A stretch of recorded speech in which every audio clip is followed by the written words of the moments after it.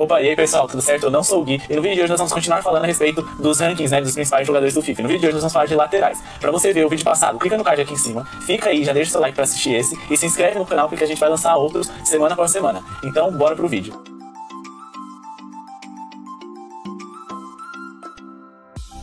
O nosso recado. O nosso link da nossa liga do Fantasy da Premier League tá aqui no link na descrição e conheça também o canal Mundo PL que fala a respeito de Premier League. Então, bora pros laterais, analisar eles e falar quais são as nossas discordâncias. Nós temos laterais esquerdos e direitos, eles estão misturados, e os dois primeiros que a gente vai citar, que tá aqui no nosso top 20, não, né, da EA, é o Acunha e o Cancelo. O Cancelo, ele fez uma temporada muito ruim, muita gente esperava muita coisa dele, mas ainda assim ele é um dos mais talentosos e eu consigo entender que ele esteja nesse top 20 ainda, apesar dele ter recebido um downgrade justo, né. Agora o Acunha, cara, eu vou deixar ele pro final do vídeo, porque além dele ser muito fraco, eu vou me desafiar a citar uns 10 laterais que são melhores que eles e que estão fora daqui desse ranking. Se eu não chegar nos 10, pelo menos uns 5 eu cito, e vocês vão ver que tem muita coisa errada aqui. Em seguida, com 83 de overall, nós temos o Marcelo e o Mendy, a dupla de laterais esquerdos do Real Madrid. Aqui, claramente, teve um problema de... Eu acho que eles ficaram meio que com dó de botar o Marcelo, que é o reserva, com mais overall, mas também ficaram com dó de botar o Marcelo, que é muito mais jogador, com mais também. Então, acho que eles tentaram compensar. No final das contas, empataram, mas se você for olhar, o Marcelo, ele tá um pouquinho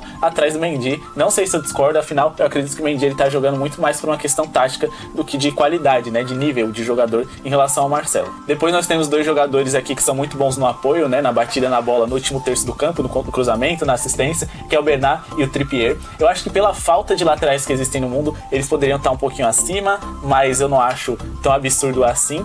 O Trippier, ele evoluiu defensivamente com o Simeone, e o Bernat, ele fez a principal temporada dele pelo PSG, né, assim, se você considerar as passagens dele pelo Bayern e pelo Valencia, se eu não me engano. Em seguida nós temos o Wan-Bissaka. Eu gosto muito do Wan-Bissaka, mas acho que se você for pensar em questão de equilíbrio ofensivo e defensivo, acho que ele ainda tá abaixo do Trippier. O Wan-Bissaka, tanto que ele não é nem convocado e dificilmente ele vai ser dentro desse ciclo, já que o Southgate, né, que é o técnico da seleção inglesa, gosta muito do Trippier, do Walker e do Arnold, e são três jogadores que estão à frente dele, com exceção aqui desse ranking que o Trippier está abaixo. Outro jogador que eu achei muito interessante a observação é o Grimaldo. Quando eu vi ele jogando assim pela primeira vez, eu falei, cara, esse daí vai ser um dos melhores laterais do mundo. Ele tem muita técnica, muita habilidade. Acho que falta algumas valências físicas pra ele, mas em questão de qualidade técnica, a depender da equipe que ele for, ele vai brilhar muito. Eu olhei pra ele e falei, esse cara é a cara do Barcelona. E depois, quando eu cheguei a pesquisar, ele jogou na base do Barcelona, né? Tem um domínio de bola, uma troca de passes com muita qualidade. Ele bate muito bem na bola. E achei muito legal ele tá aqui, apesar do Benfica ter feito uma temporada bem estável, né, nesse ano. Em seguida, temos dois jogadores que são tanto quanto questionáveis estar numa posição tão alta. E acho que o que justifica isso talvez seja aquela escassez de bons laterais no futebol, né? Nós temos o Azpilicueta e o Jesus Navas. O Jesus Navas no FIFA 18 ele tinha uma média defensiva de 40. Aqui ele já tá com 80. É claro que ele foi adaptado para lateral, ele aprendeu muito, mas acho que foi um upgrade muito alto, e acho que ele tá 84 justamente porque nerfaram muito pouco as qualidades ofensivas dele, mas aumentaram, e relativamente justamente, as questões defensivas dele. Já o Azpilicueta teve uma temporada de muitas falhas, tanto como zagueiro quanto de lateral, mas ele é um líder, né, do Chelsea, ele é um cara que tem muito respeito, mas ele também não tem uma sequência, nunca nem teve uma sequência na seleção espanhola, muito porque ele não tem essa qualidade que muita gente acredita que ele tem, né, até pelo nome e pelos títulos que ele carrega. Quanto o Jesus Navas, eu acho que ele poderia estar abaixo de pelo menos uns 3 caras aqui dessa lista. Só dessa lista, porque tem uns que não estão que a gente vai citar ainda. Em seguida nós temos o Tagliafico, né, lateral que viveu de uma grande temporada no Ajax na retrasada. Nessa ele ficou um pouco longe dos holofotes, porque o Ajax foi eliminado na fase de grupos da Champions League, mas acho que tudo bem ele tá aqui também.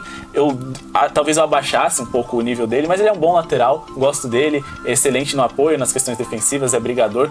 Mas se tem alguma coisa que a gente pode questionar é só a altura dele, porque ele não tá no mesmo nível do Alex Telles, que na minha opinião é o melhor lateral brasileiro que nós temos, e que ele está abaixo do Alexandro, que vem logo em seguida. O Alex Telles tem 84 de overall, mas ele tem as qualidades defensivas do mesmo nível do Alexandro, e as qualidades ofensivas dele são ainda melhores, sem contar a excelente temporada, em que ele quase foi o artilheiro do Porto na temporada. E se ele não foi, eu acho que ele bate pênalti, ele também foi líder de assistência por causa das questões da bola parada, mas mesmo com uma lesão que ele teve que prejudicou ele perdeu alguns jogos, eu acho que não tem discussão, o Alexandre tá muito alto aqui, acho que é muito pelo campeonato e pelo time que ele joga, mas certamente o Alexandre tinha que estar 84 para baixo, porque ele decepcionou muito, ele não fez uma temporada nem melhor que o Renan Lodge. Aqui, mas antes, né, entre o Alex Telles e o Alexandre, nós temos o Lucas jogadinha, um excelente lateral, muito bom no apoio, também tem uma bola parada excelente, isso eleva o número de assistências deles. A penúltima temporada dele foi extraordinária, a última foi um pouco abaixo, mas ainda assim, acho tudo bem, 84 de overall. Ele ainda é um cara um pouco que sofre, né, com certo preconceito, porque ele não deu certo no Barcelona, e relativamente ele deu certo na Roma, mas estava longe dos holofotes também, e não deu tão certo no PSG, né,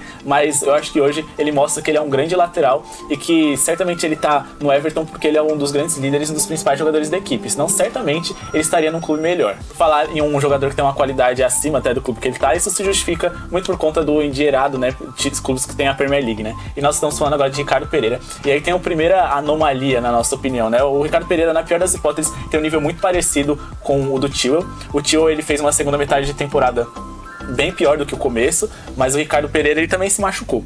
E se você parar pra pensar, eles têm um nível tão parecido e o Tio não tá nem nesse ranking. O pior é o Acunha, que tem 83. Então se o Ricardo Pereira tá, o Tio ele tinha que estar nesse top 20. Talvez esqueceram de atualizar a cartinha dele do Chelsea, né? E por isso que ele não esteja aqui. Bom, e nós temos o Walker também, que é um cara criticado aqui no Brasil, mas ele tem um bom respeito lá dos torcedores e dos especialistas em futebol lá na Inglaterra, porque ele é um cara que tem uma excelente capacidade de recomposição. Então, na minha opinião, ele é o cara perfeito para jogar nas equipes do Guardiola. E apesar de ele ter muitas falhas, essas falhas elas são naturais, né? Porque o time do Guardiola se propõe a jogar com as linhas altas e deixar os seus defensores no mano a mano. Então acho que ele tá bem colocado aqui com 85 de overall. Agora nós temos o Jordi Alba e o Carvajal, que, cara, pra mim esse daqui é aquele encanto lá de Real Madrid e Barcelona, que o pessoal ama, idolatra, e no fim das contas eles decaíram muito de uns anos pra cá, mas acho que 86 tá ok.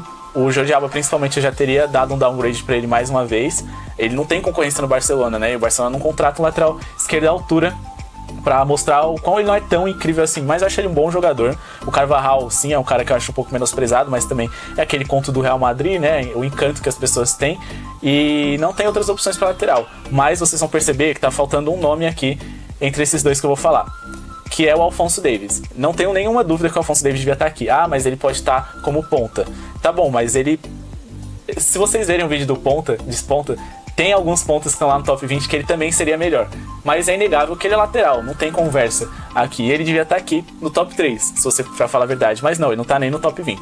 E os próximos jogadores é o Robertson e o Arnold. Não tem muita discussão, acredito que o Alphonso Davies, até pela temporada, poderia estar em segundo aqui. Mas o Arnold é indiscutível o melhor lateral, talvez o melhor defensor do mundo hoje, se você pensar no conjunto de valências que ele tem, né? Porque ele concorre com quem? Com o Van Dijk. Mas eu acredito que o Van Dijk... ele tem uma capacidade defensiva que é muito maior, mas ofensiva, até pela posição dele também, não é tão incrível. E eu preferia ter no meu time um Alexander-Arnold. Já o Robertson também, eu não acho ele um jogador extraordinário, mas ele é, sem dúvida, um dos melhores laterais esquerdos do mundo e dos últimos anos.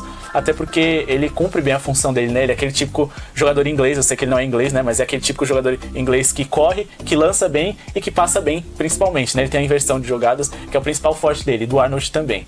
Aqui a gente não tem mais muita discussão, mas a gente pode citar alguns nomes que faltaram aqui. O Ben Chilwell é um deles, o Alphonso Davies é um deles. A gente olhou os números do Pavard e ele fez em média 38, 39 jogos e foram menos de 10 como zagueiro, então ele deveria estar como lateral. Você pode até não achar ele incrível, mas ele é melhor do que o Acunha. O Renan Lodge é melhor do que o Acunha. E aqui, eu só pensei aqui de cabeça rápido, se eu for um pouco mais apelão, tem lateral aqui, até aqui no Brasil, que joga mais bola que o Acunha. O Rafinha, que acabou de sair, jogar mais que ele. Mas enfim, se você tem alguns nomes pra citar, comenta aí embaixo. Não se esqueça de se inscrever no canal. Deixa o seu like e até a próxima.